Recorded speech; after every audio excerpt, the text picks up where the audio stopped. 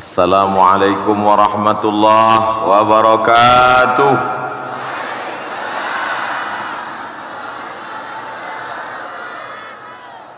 Yang boleh mengumpulkan kita malam ini bersama orang-orang baik adalah Allah Subhanahu wa taala, betul? Maka kita syukuri nikmat besar ini dengan mengucapkan alhamdulillahi rabbil alamin. Semua majlis bila tidak disebut salawat kepadanya, maka majlis itu adalah anta najifah, majlis busuk, berbau, bangkai, berulat. Maka supaya majlis kita ini menjadi majlis yang mulia, kita berselawat kepadanya. Allahumma salli ala Sayyidina Muhammad wa ala alihi wa sahbihi wa barik wa sallim.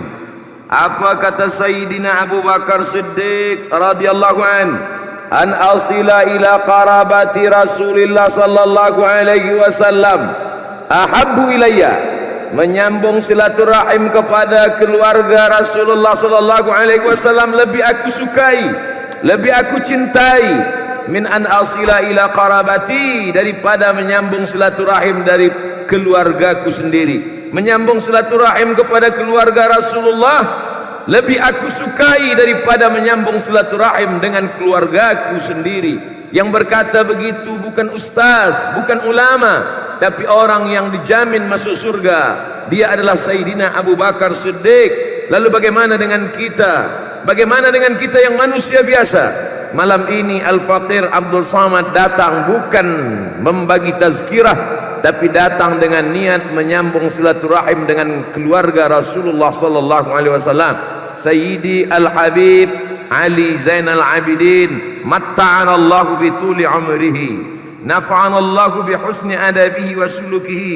Mudah-mudahan saya termasuk orang yang menyambung silaturahim dengan kerabat keluarga Rasulullah sallallahu alaihi wasallam, dengan saya dapat bermusafahah, bersalaman, mengambil barakah dengan Sayyidi Al-Habib Ali Zainal Abidin. Doakan supaya saya boleh masuk ke surga bersama beliau, bersama Rasulullah sallallahu alaihi wasallam.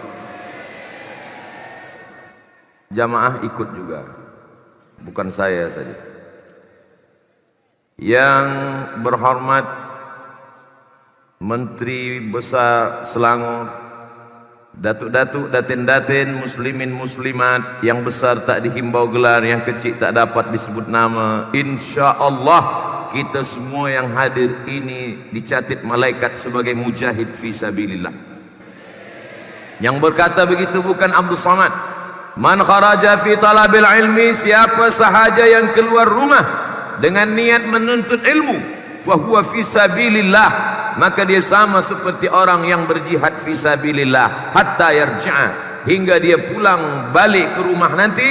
Yang keluar rumah dari waktu asar tadi mendengarkan tazkirah dari maghrib ke isya, salat isya berjamaah, maka sampai dia balik pulang ke rumah nanti mendapatkan pahala jihad fi sabilillah.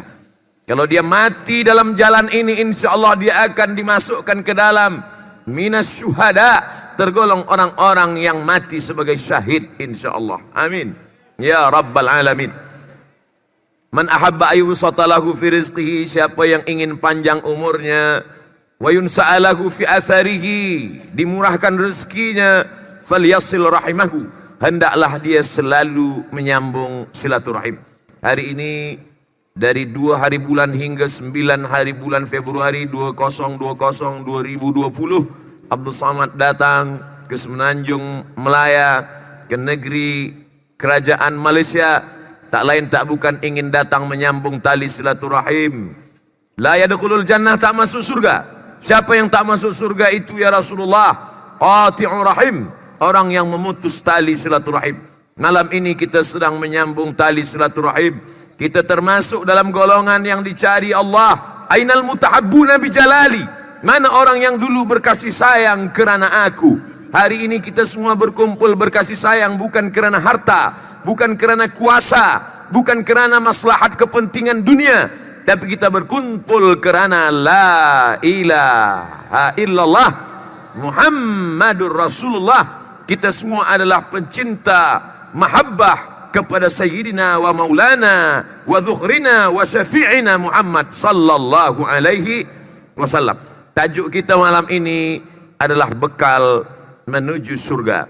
Ada setengah orang mengatakan, saya tidak berharap kepada surga Ustaz Abdul Somad.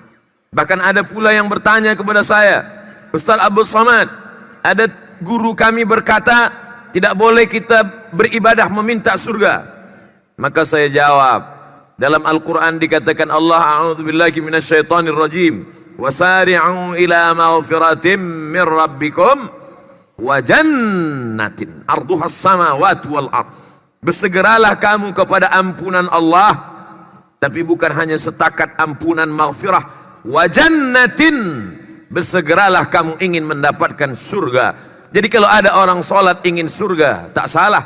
Bahkan Nabi mengajarkan doa selepas kita berkata dari Rukun Yamani menuju Hajar Aswad, Rabbana atina fid dunya hasanah wa fil akhirati hasanah wa qina adzabannar wa adkhilnal jannata. Masukkan kami ke dalam surga. Ayat Al-Quran menyuruh kita minta surga. Bagaimana dengan hadis Rasulullah sallallahu alaihi wasallam? Nabi berkata, "Idza sa'altumullaha fas'aluhul firdaus." Kalau kamu memohon meminta kepada Allah, maka mintalah surga Jannatul Firdaus. Jadi kalau ada orang beribadah kepada Allah minta surga, maka perbuatannya itu sesuai dengan tuntunan Al-Quran dan sunnah Rasulullah sallallahu alaihi wasallam. Kita semua ini berharap kepada surga. Siapa yang tidak berharap kepada surga Allah, tidak mencari ridha Allah, maka bukan pengikut Nabi Muhammad sallallahu alaihi wasallam. Tapi tentulah kita ingin masuk surga ini membawa bekal. Ada yang kita bawa. Apa kata Allah Subhanahu wa taala? Fatazawwadu, berbekallah. Sebab tajuk kita tentang bekal menuju surga. Ada orang yang ingin pergi umrah, tawaf, sa'i, tahallul ke tanah suci Makkah, ke Madinah Al-Munawwarah. Apa yang dia bawa? Semua dia bawa. Ada pakaian, sebab dia di sana umrah bulan Januari, Februari, musim sejuk, maka dia siapkan pakaian yang tebal, lengkap dengan jaketnya, lengkap dengan ubat-ubatnya semua, lengkap dengan makanan-makanan, sebab mungkin dia tidak akan berselera dengan rasa yang berbeza. Maka kalau ingin pergi umrah setakat 10-11 hari saja bekal begitu siap, maka malam ini kita merenung sejenak. Apa bekal yang sudah kita siapkan untuk masuk ke dalam surga Allah Subhanahu wa ta'ala? Ada setengah orang berkata, saya rasa tak perlulah saya berbekal Ustaz Abdul Somad, saya serahkan saja pada Allah, nak dia masukkan saya ke mana saya siap saja. Maka dalam Islam kita diajarkan berbekal. Berbekal. Apa bekal yang paling baik? Fatazawwadu, berbekallah. Allah menyuruh kita berbekal. Khairuz zadi, sebaik-baik bekal adalah takwa. Itulah mengapa khatib naik ke atas mimbar. Apa kata khatib? Usikum wa nafsi bitaqwallah, takut kepada Allah Subhanahu wa ta'ala. Kita puasa 30 hari lamanya. Apa yang diinginkan dari puasa itu? Ya ayyuhalladzina amanu kutiba alaikumusyamu kama kutiba alal ladzina min qablikum la'allakum, takut kepada Allah. Apa yang diinginkan dari salat itu? Inna salata tanha 'anil fahsya wal munkar. Apa yang diinginkan dari haji itu? Faman farada fihinnal hajja fala rafatha wala fusuqa wala jidala. Semua tujuan dari ibadah-ibadah kita itu adalah menanamkan rasa takut kepada Allah Subhanahu wa ta'ala. Bahkan ada satu doa khas yang diajarkan Sayyidina wa Maulana Muhammad sallallahu alaihi wasallam. Allahumma qasim lana min khasyiatik, berikanlah rasa takut dalam hatiku, ma yahulu bainana wa baina ma'asik, sehingga dengan rasa takut yang ada dalam hati itu menjadi penghalang, menjadi dinding, menjadi hijab antara kami dengan perbuatan dosa. Sebab antara kita dengan dosa ini tak ada hijab, tak ada dinding, tak ada perantara. Antara kita dengan dosa ini, yusbihu mu'minan, paginya menjadi orang beriman, wa yumsi kafiran, petangnya boleh jadi menjadi kafir, wal iyadzubillah wa na'udzubillah. Apa yang membuat kita terhalang, terhijab daripada dosa? Tak lain tak bukan adalah ada rasa takut dalam hati. Mudah-mudahan selepas tazkirah bertambah-tambahlah rasa takut kita kepada Allah, insya Allah. Kalau semakin mengaji semakin takut, teruskan. Kalau semakin baca kitab semakin takut, teruskan. Tapi kalau semakin mengaji semakin berani menyalahkan orang lain, membid'ahkan yang tak bid'ah, mencari permusuhan, maka kita perlu merenung sejenak, berpikir sesaat. At-tafakkur sa'ah, kata Sayyidina Abu Darda radhiyallahu an, at-tafakkur sa'ah, berpikir sesaat khairum min qiyami lailah, lebih baik daripada sembahyang semalam suntuk. Oleh sebab itu maka Nabi mengajarkan kita doa, Allahumma inni a'udzubika min ilmin la yanfa', jauhkan aku dari ilmu yang tak bermanfaat ya Allah. Apa tanda ilmu tak bermanfaat? Wa min qalbin la yakhsha, ilmu banyak tapi hati tak takut kepada Allah. Wa min qalbin la yakhsha, hati tak khusyuk kepada Allah. Apa tanda hati tak khusyuk? Wa min nafsin la tasba, nafsu tak pernah merasa kenyang. Apa sebab nafsu tak kenyang? Wa min du'ain la yusma, sebab doa tak dikabulkan Allah Subhanahu wa taala. Maka dalam diri manusia ini ada sesuatu diciptakan Allah, dia kecil, tak sampai sebesar kepala kita. Ala fil jasadi mudghah, ketahuilah dalam badan, dalam jasad itu ada segumpal, kata Nabi sallallahu alaihi wasallam. Idza salahat salahal jasadu kulluh, kalau yang segumpal itu baik, maka yang lain ikut menjadi baik. Wa idza fasadat fasadal jasadu kulluh, kalau yang segumpal itu rosak, maka yang lain ikut menjadi rosak. Ala wahyal qalb, dia adalah hati. Qalb diambil dari kata qallaba yuqallibu, taqallaba yataqallabu, berbalik-balik. Maka kita minta kepada dia yang punya hati, ya muqallibal qulub, wahai engkau yang punya hati. Hati memang ada dalam diri kita. Sejak mula dari kandungan ibu kita, hati sudah ada dalam jasad kita, tapi dia bukan punya kita. Lillahi ma fis samawati wa ma fil ard, apa yang ada di langit, apa yang ada di bumi, punya Allah Subhanahu wa taala. Kita minta kepada dia yang punya hati, punya jantung. Ya muqallibal qulub, wahai engkau yang membalikkan hati, sabbit qulubana, kokohkan hati kami, ala dinik, dalam agamamu, wa ala ta'atik, dalam ketaatan kepada Allah Subhanahu wa taala. Dunia ini sementara. Kun fid dunya ka'annaka gharib, jadilah engkau hidup di dunia ini seperti orang yang merantau, bukan negeri asalnya. Abdul Samad datang ke Kuala Lumpur sebagai orang yang merantau. 2 hari bulan Februari sampai. Mereka bertanya, dari mana? Dari Indonesia. Hendak ke mana? Hendak ke Kuala Lumpur. Selepas ini ke mana?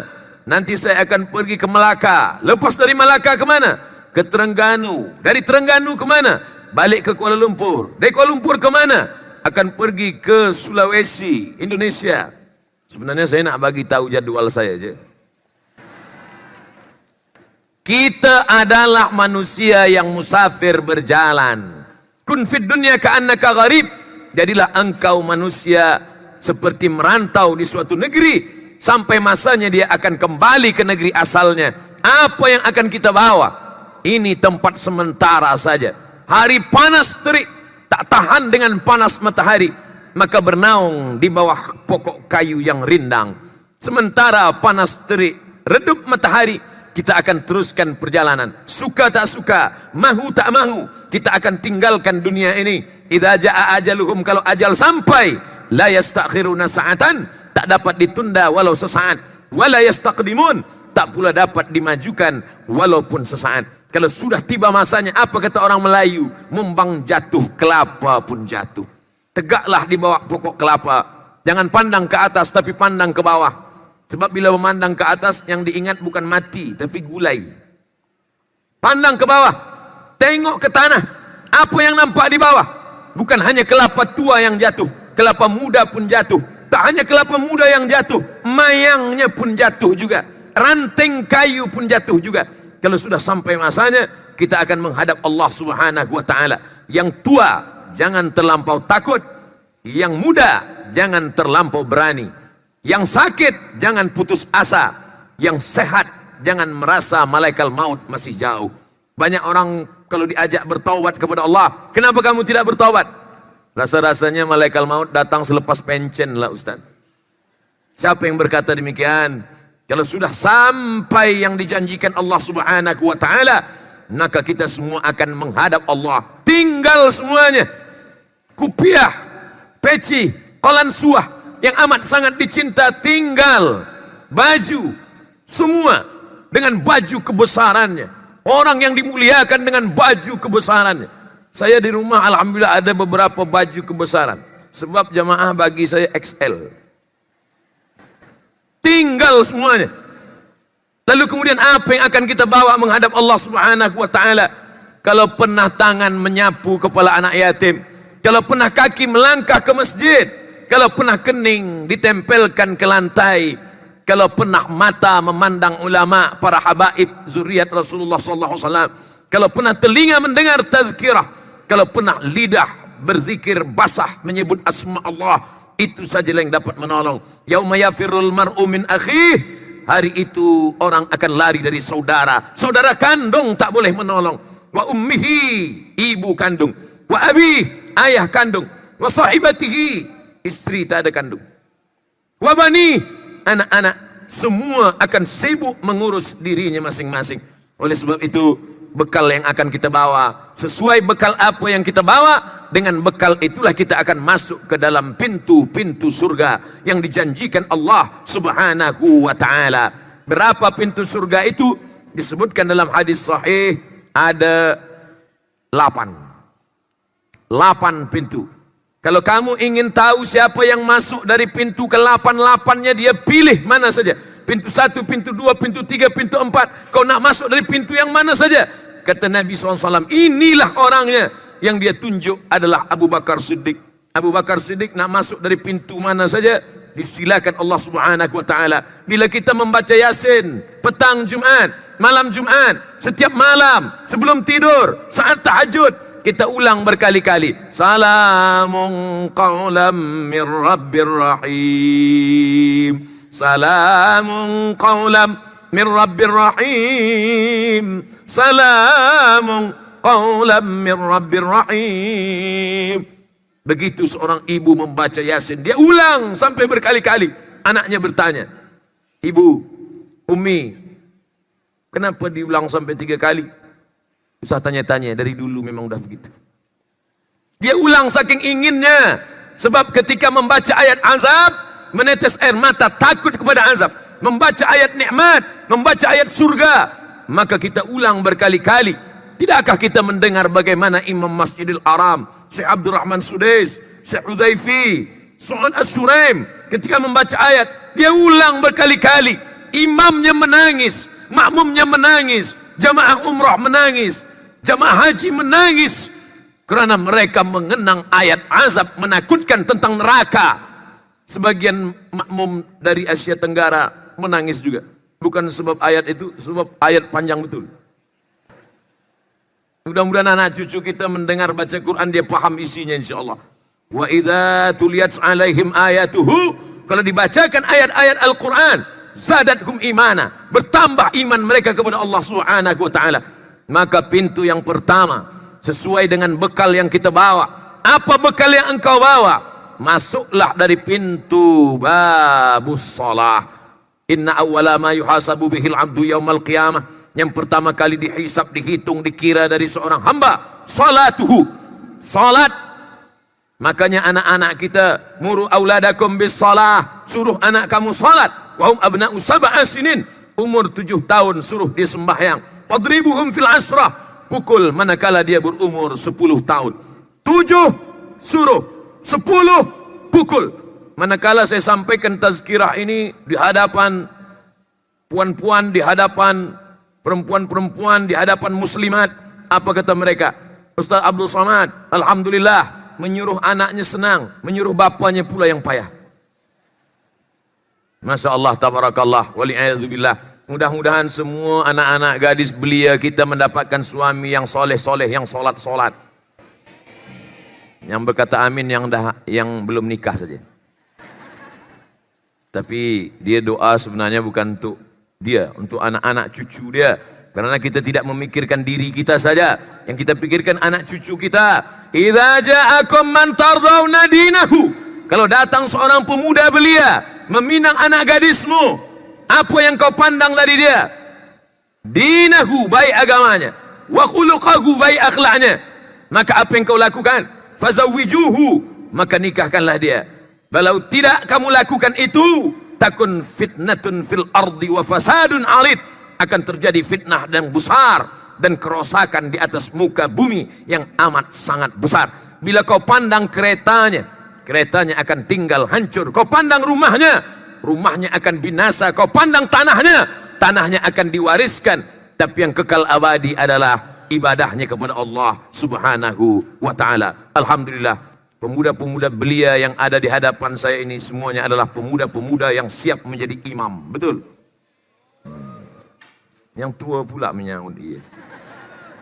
Masya Allah, tabarakallah. Jadi yang pertama adalah babus salat, pintu salat. Man tarakas salata muta'ammidan, siapa yang meninggalkan salat secara sengaja, faqad kafara jihara, kafirlah dia secara nyata. Wal iyadzu billah.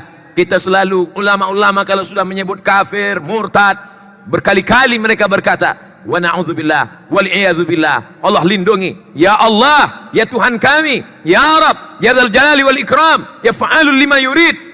Matikan anak cucu kami sampai hari kiamat dalam keadaan muqimis salah, menegakkan salat insyaallah. Makanya doa Nabi Ibrahim alaihissalam, Rabbi ja'alni muqimas salah, jadikan anak cucuku orang yang menegakkan salat. Wa min dzurriyyati, sampailah nanti anak cucu keturunan hingga hari kiamat. Dan bagaimana pula yang dilakukan oleh Nabi Muhammad sallallahu alaihi wasallam ketika beliau akan meninggal dunia menghadap Allah, apa yang keluar dari mulutnya? As-salah, as-salah, salat, salat. Disambut oleh Sayyidina Abu Bakar Siddiq. Apa kalimah pertama yang keluar dari mulut Abu Bakar semasa dia dilantik menjadi khalifah? Apa yang dikatakan Sayyidina Abu Bakar Siddiq? Qumu ila salatikum yarhamkumullah, laksanakanlah salat. Sama ucapan Nabi menjelang meninggal dengan ucapan yang keluar dari mulut Abu Bakar Siddiq ketika dia dilantik pertama kali menjadi khalifah. Begitulah pentingnya perkara masalah salat, salat, salat. Bagaimana dengan salat yang tinggal-tinggal di masa lampau? Ustaz Abdul Somad, saya ini bukan orang baik, saya ini dulu peminum khamar, saya dulu pezina, maaf, saya ini pelaku perbuatan yang tercela dan keji. Salat saya banyak tinggal. Umur kamu sudah berapa? Sudah 40 tahun Ustaz. Kata orang, malaikat menengok kita 70 kali sehari semalam. Maka saya pun bertobat. Maka saya ingin mendekatkan diri kepada Allah. Umur berapa kamu salat? Baru semalam. Akil balik umur berapa? 10 tahun. 30 tahun tak salat. Masya Allah. Oleh sebab itu maka apa kata Nabi SAW? La kafarata laha illa dhalik. Tidak ada yang dapat menebus salat kecuali salat itu sendiri. Makanya kita dalam mazhab Syafi'i ada salat adaan, ada salat qadaan. Usalli fardal isya 4 rakaatin adaan, tunai. Tapi ada yang mengganti salat-salat yang lama yang dulu kita tinggalkan. Usalli fardal isya'i 4 rakaatin qadaan. Selepas salat zuhur qadaan, selepas salat asar qadaan, selepas salat maghrib qadaan, selepas salat isya qadaan. Berapa lama?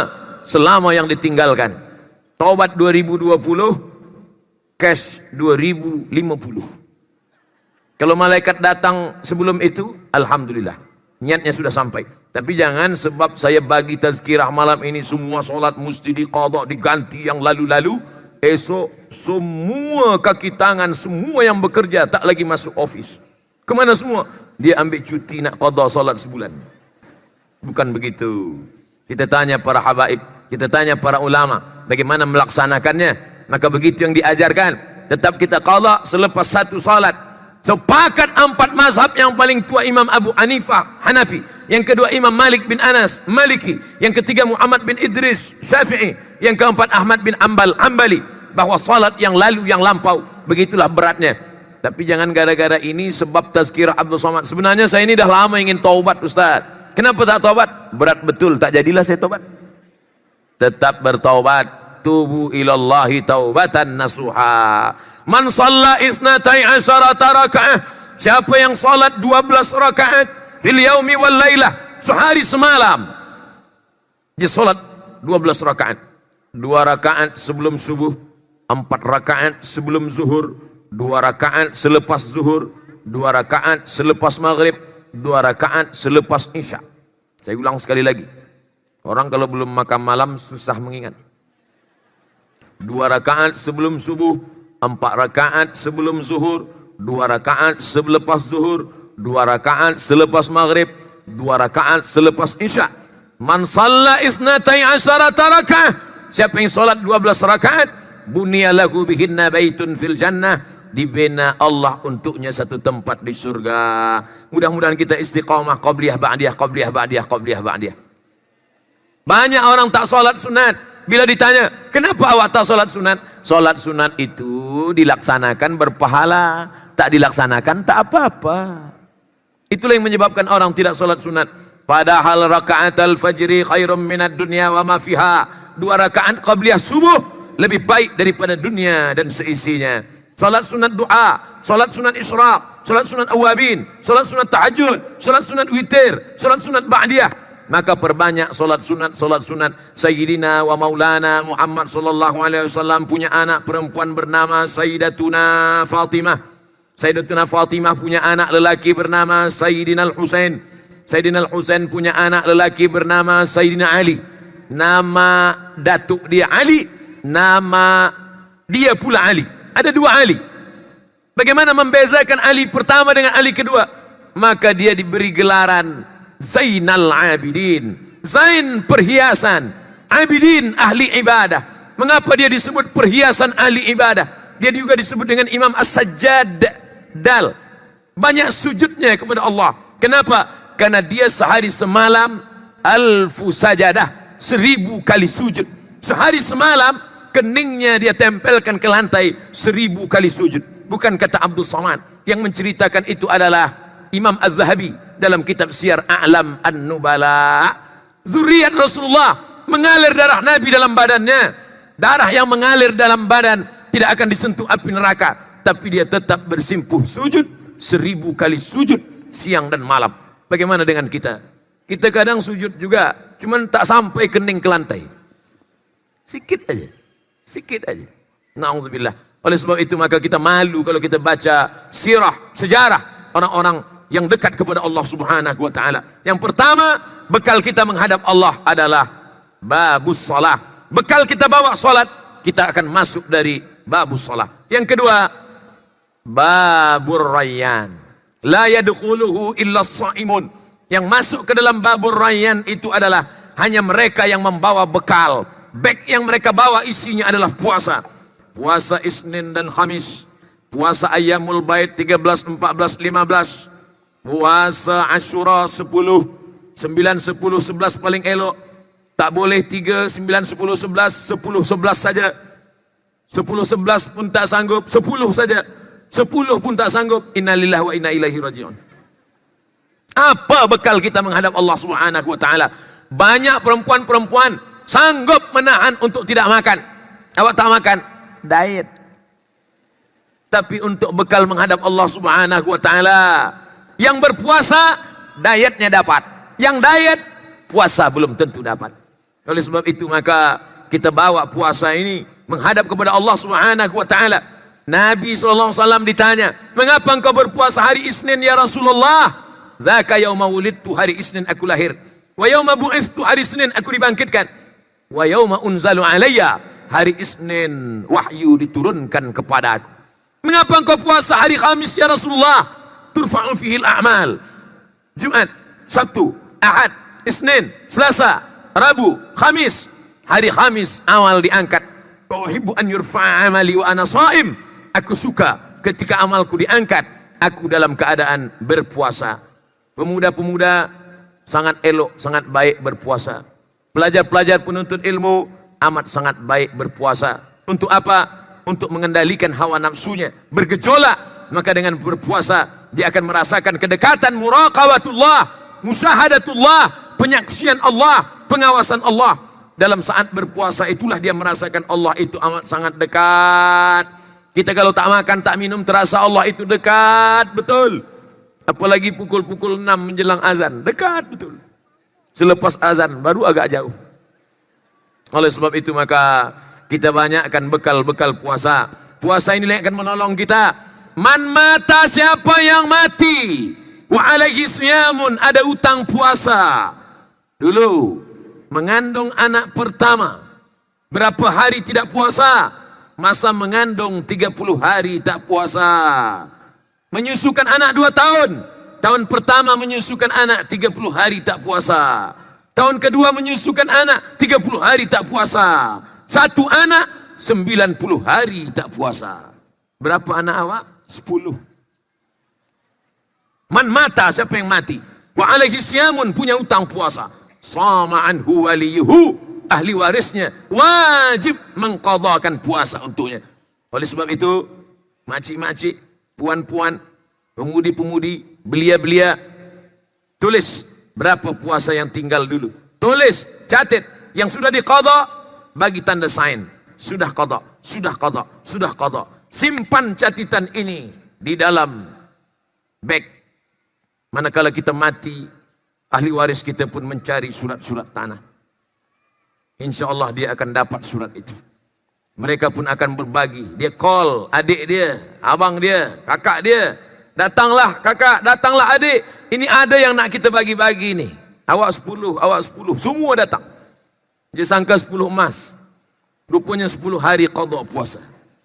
Oleh sebab itu maka man mata, siapa yang mati, wa alaihi siyamun, punya utang puasa, sama anhu waliyuhu, maka kata Imam Sun'ani dalam kitab Subulus Salam, tidak ada ikhtilaf tentang masalah mengqadha puasa.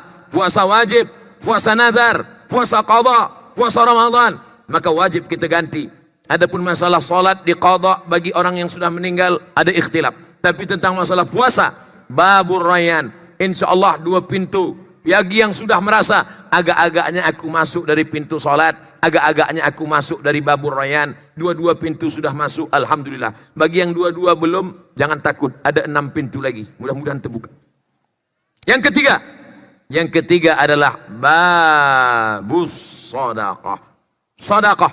Kenapa tidak disebut babus zakah? Kenapa tidak disebut babul wakaf?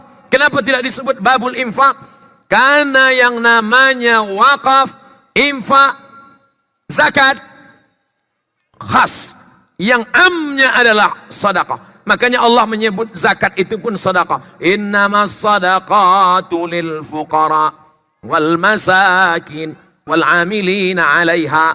Kalau disebut infak hanya uang saja. Tapi tak semua orang yang punya harta. Bagaimana dengan kami yang tak punya harta ini? Wahai Ustaz Abdul Samad, wahai Ustaz, wahai Habib, wahai Tuan Guru, bagaimana dengan kami yang tak ada harta? Maka begitu indahnya Allah. Dia katakan infak, harta. Zakat, harta. Tapi dia katakan sedekah. Likulli sulama minkum sedekah. Tiap tulang-tulang ini ada sedekah. Menolong orang sedekah. Mengangkatkan barang-barang milik orang ke atas hewan tunggangannya sedekah. Dan tabassumika fi wajhi akhika sedekah. Senyummu ke wajah saudaramu sedekah. Kalau kau sanggup berikan harta, wakaf paling besar. Tak sanggup wakaf, infak. Tak sanggup infak, tolong angkatkan barang dia. Tak juga sanggup, senyum. Tak juga sanggup senyum, pergi ke hospital. Mungkin ada yang salah. Apalah susahnya senyum? Senyum saja. Tapi jangan sebab tazkirah ni esok semua tak nak bersedekah. Apa kata pengurusi masjid? Semua muslimin muslimat diharapkan berwakaf bersedekah untuk pembinaan surau kita. Semua senyum. Bukan itu yang kita inginkan. Kita ingin umat ini beramal. Insya Allah semua yang hadir ini akan masuk dari babus salah, babur rayyan, dan babus sedekah. Doakan juga Abdul Samad bila malam tahajud, ya Allah masukkan Ustaz Abdul Samad dari babus salah, babur rayyan, babus sedekah. Kita masuk pintu yang keempat, babul jihad. Jihad, mereka yang berdarah. Apa yang dilakukan oleh sahabi al-jalil, as-sahabi al-jalil, sahabat Nabi yang mulia Khalid ibn Walid. Dia ukur setiap jengkal tangannya, kakinya, badannya. Tak ada di badan ini setiap jengkal yang kosong daripada 3 pedang, tombak, anak panah. Luka pedang, luka tombak, luka anak panah. Menangis di atas tempat tidur. Khalid bin Walid menjelang sakratul maut, menangis di atas tempat tidur. Kenapa? Kenapa aku tidak mati di medan perang? Kenapa mati di atas tempat tidur? Tapi dia sudah mendapatkan pahala jihad. Ada pula orang yang tidak berjihad, tapi dia dapat pahala jihad fisabilillah. Siapa dia? Utsman ibnu Affan. Andai Utsman bin Affan tidak meninggal terbunuh, maka dia tetap dapat pahala syahid jihad fisabilillah. Kenapa? Karena pada perang Badar dia memberikan uangnya, hartanya. Man jahaza ghazian faqad ghaza. Siapa yang menyiapkan alat-alat perang, tombak, panah, maka dia sudah menyiapkan jihad fisabilillah. Tapi jangan selepas mendengar tazkirah ini, esok semuanya pergi ke Palestina. Mana masyarakat Selangor? Semuanya pergi ke Palestina.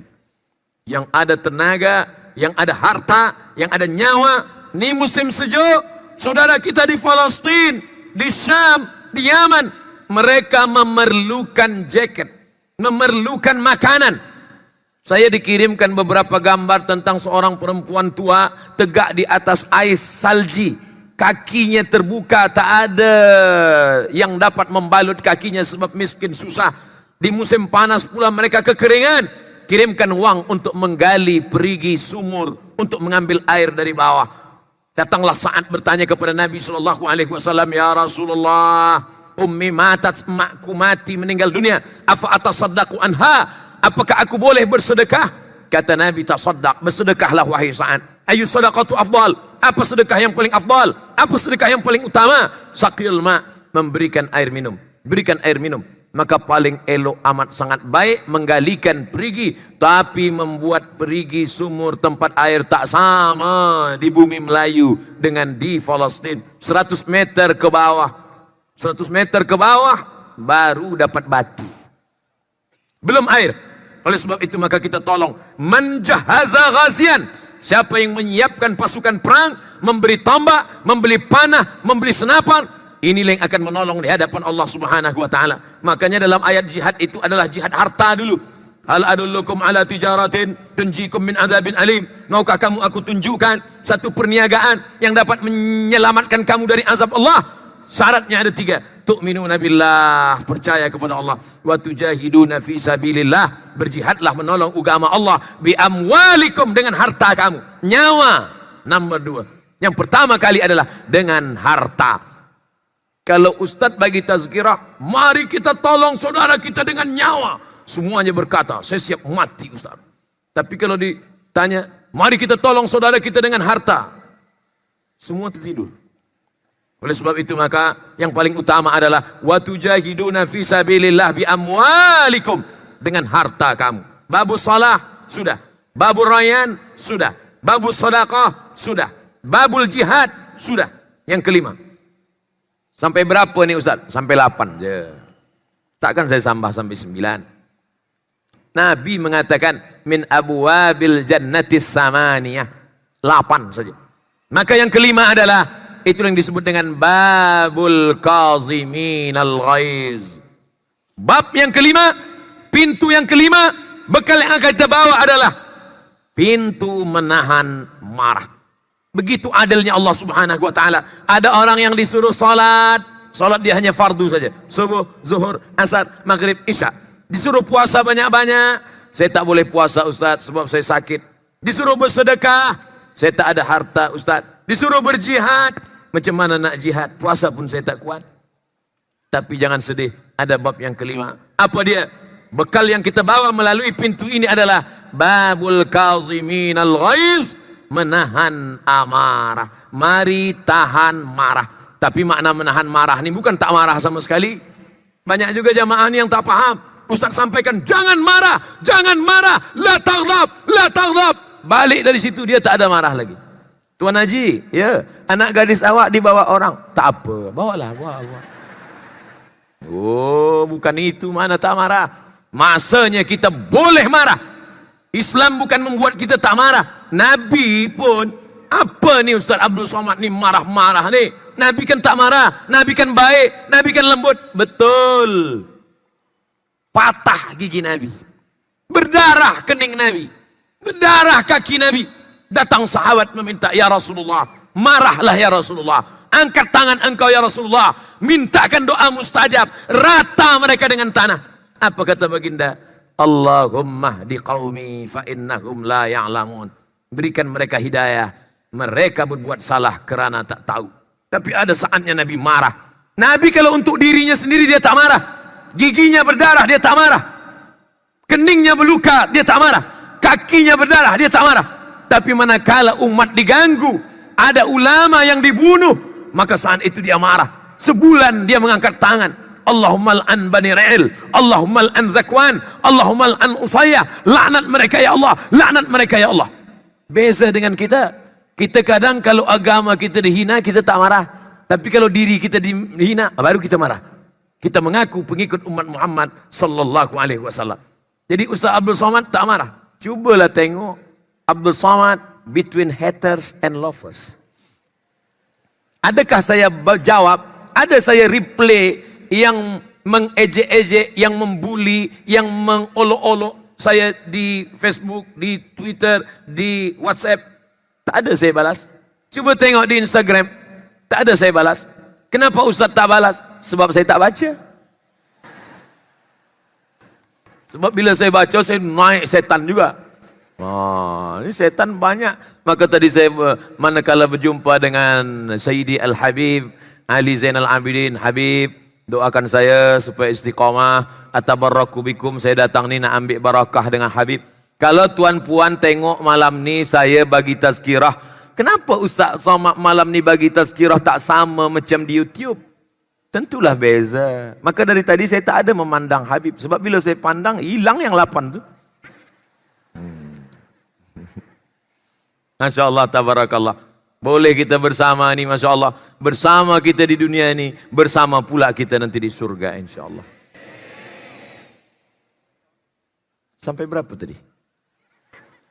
Yang keenam adalah dari pintu bekal ini kita bawa. Wal'afina 'anin nas, memaafkan orang lain.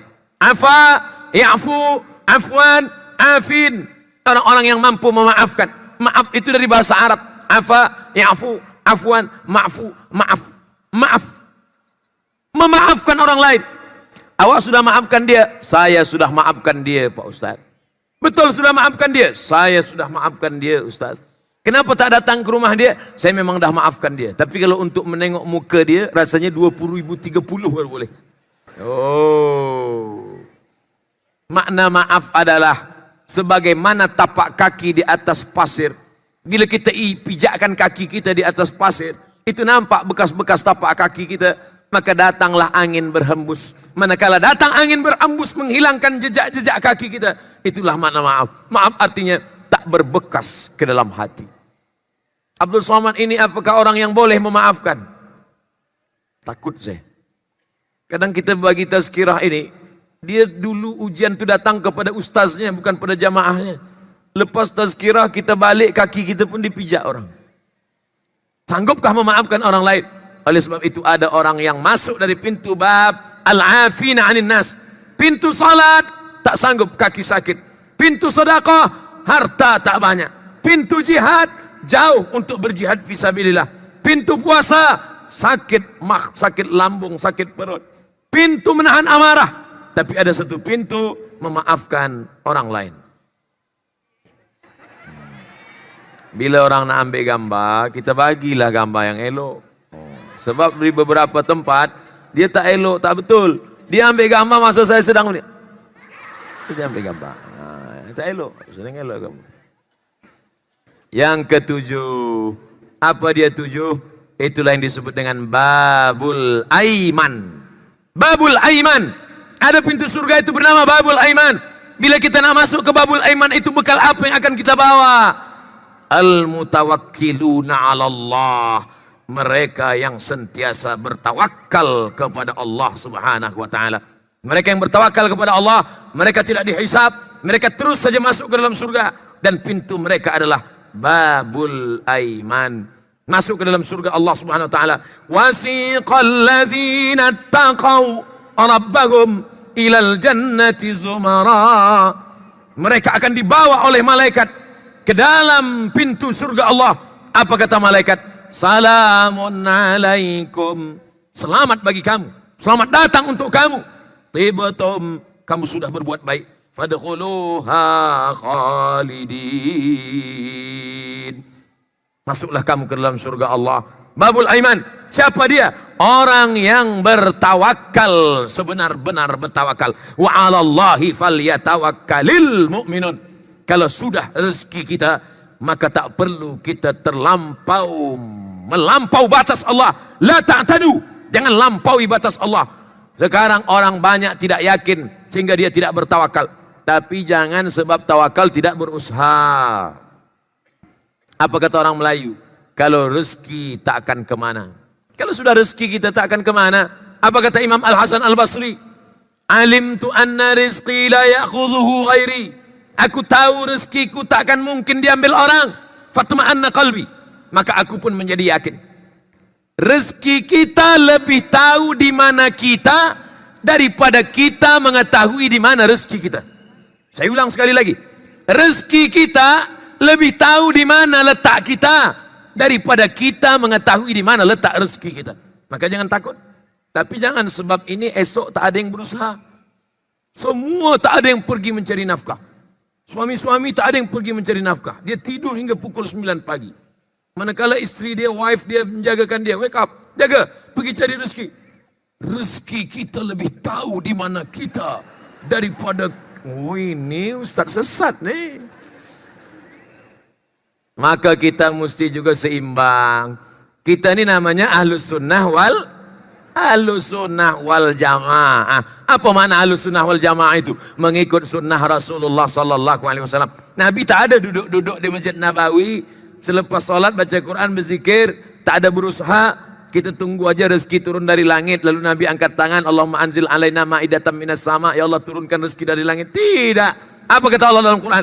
Idza qudiyatis shalah, kalau salat sudah dilaksanakan, fantashiru fil ard, bertebaranlah di atas muka bumi, wabtaghu min fadlillah, carilah rezeki karunia Allah. Orang yang hanya berusaha, tapi tak mau berdoa, sombong.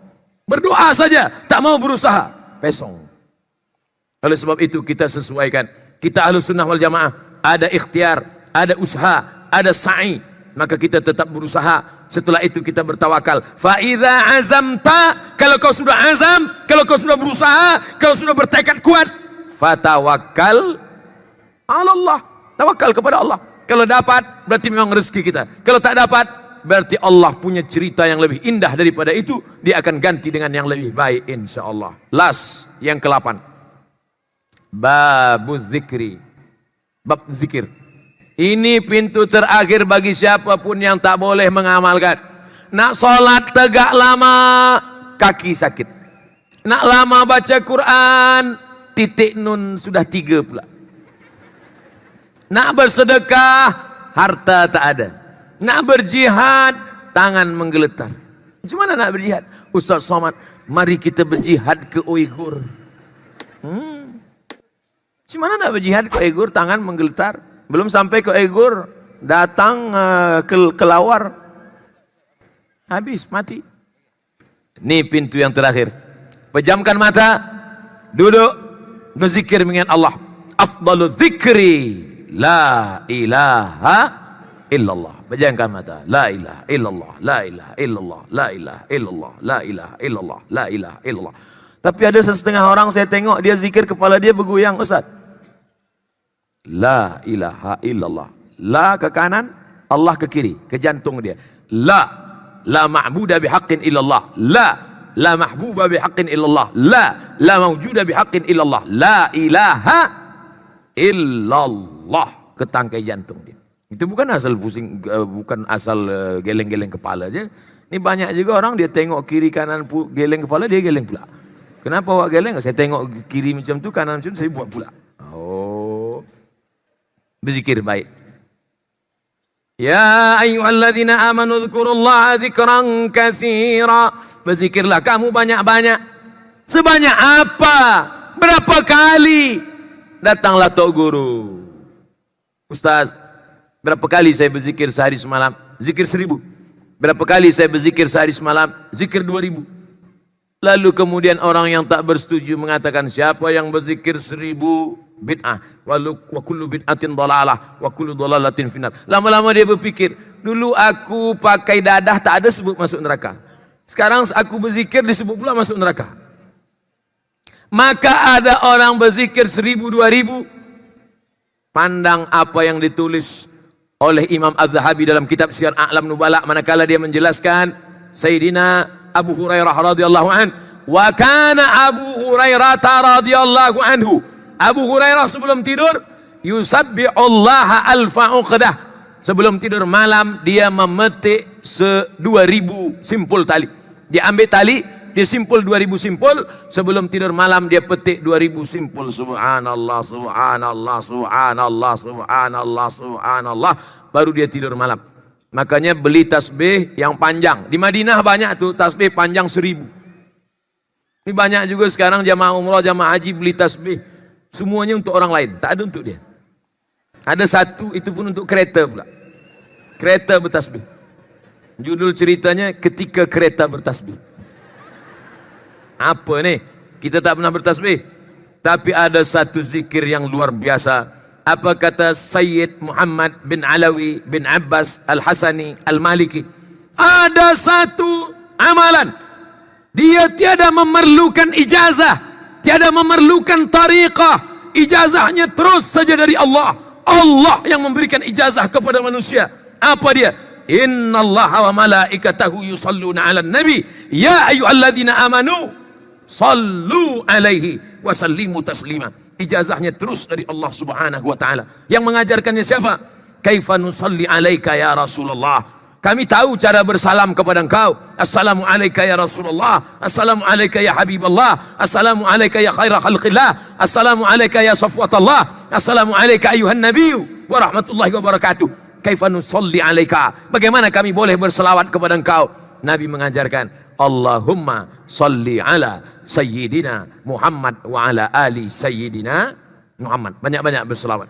Yang belum berselawat, berselawat. Yang sudah berselawat, istiqomah selawat. Lazimkan selawat. Pagi selawat, petang selawat, siang selawat, malam selawat. Sambil memasak pun selawat. Sallallahu ala Muhammad.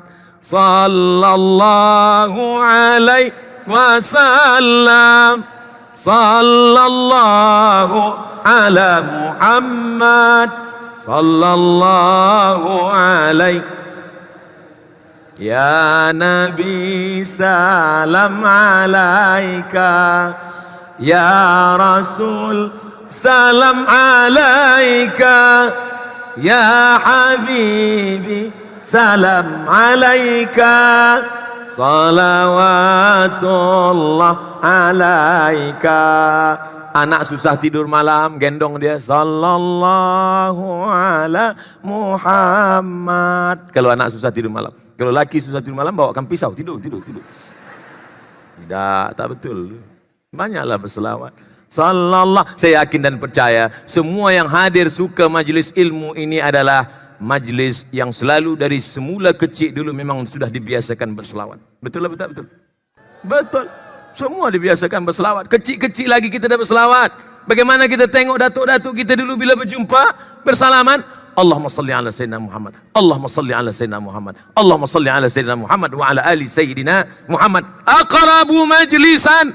Orang yang paling dekat majlisnya dengan Rasulullah SAW adalah orang yang paling banyak bersolawat. Mudah-mudahan kita istiqamah dalam solawat insyaAllah. Amin. Ya Rabbal Alamin. Itulah 8 bekal kita. Dengan 8 bekal itu kita akan masuk ke dalam pintu-pintu yang sudah ditetapkan Allah Subhanahu wa ta'ala. Tadi saya mula pukul 9 suku, sekarang 10 suku. Sama di mana-mana saya bagi tazkirah 60 menit. Seperti yang tertulis di botol air minum 600 ml. Sekarang saya jawab soalan-soalan yang ada ini. Yang boleh saya jawab, saya jawab. Yang tak boleh saya jawab, saya akan bawa balik ke Riau, ke Pekanbaru, ke Indonesia. Nanti saya akan jawab di sana. Kami akan buatkan videonya pendek. Nanti kami akan upload. Jangan lupa tengok Ustaz Abdul Somad Official. Subscribe, like and share.